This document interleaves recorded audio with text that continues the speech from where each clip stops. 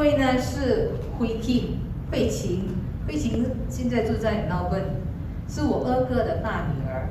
她不能本身来说，她已经写了一段诗来致敬我的母亲啊，她的阿嬷，她叫她阿嬷。可是她用英文写，所以我就照读了啊。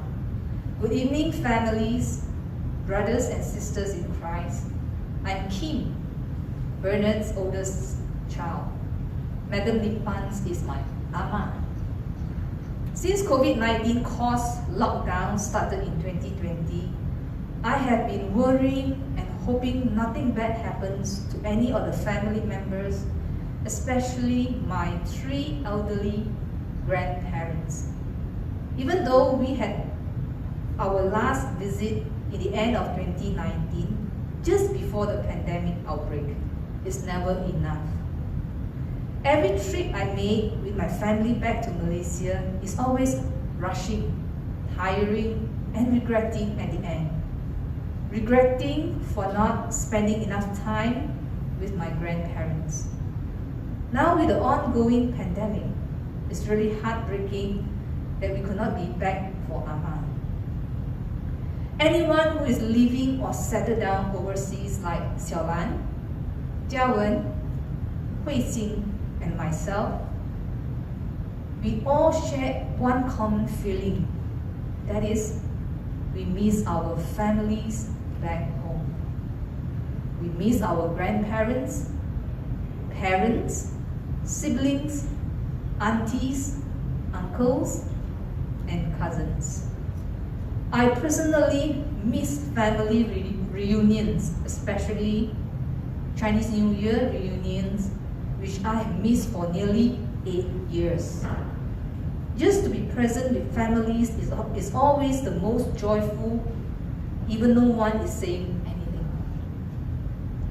When Ama was still active in cooking, at the eve of Chinese New Year, the dining table is always full of different dishes.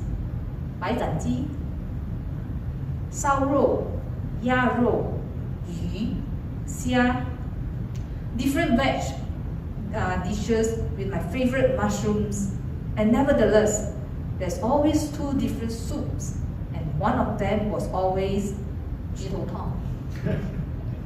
In my opinion, 白斩鸡、猪肚汤、红豆水、炒米粉, and all the veg mushrooms dishes are Ama's signature dishes. I miss the dishes so much, especially 鸡头汤. That during our 2017 trip, our aunt Bidian Liko made the soup upon my special request. So thank you Liko again for that. When we were young, my younger brother, Yiling, and myself had the privilege to spend one of our school holidays at Ama's home.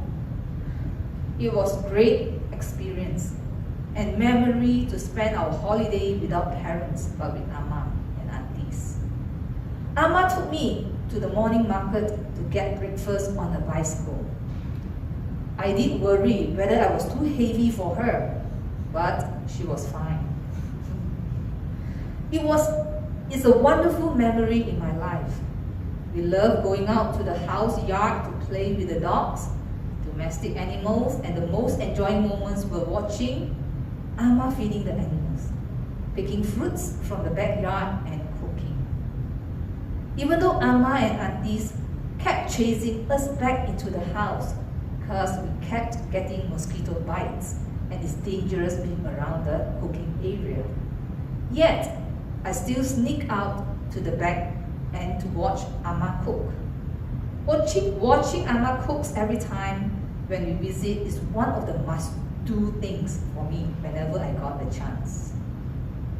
Now, as a mother myself now, I fully understand how much effort and time Ama had to spend to cook, even for one meal. Getting ingredients from the market, all the cleaning, dicing, and marinating before the cooking. Thinking back all the dishes that Amma and aunties cook for a big family on Chinese New Year Eve is amazing. I thank God for blessing Amma such a long life without suffering any major health issues before returning to God's kingdom. I'm glad that all my 3 boys had the opportunity to meet and know their great-grandma, which not many people get to. And lastly, I want to thank all the aunties and uncles for your love and care towards Amma, to live out a later life with grace. Some of us are living in different parts of the world. However, up to this moment, you still continue to bring us together. Amma, your legacy lives on. You put family first before anything else. You will always be in our hearts. Thank you, Kim,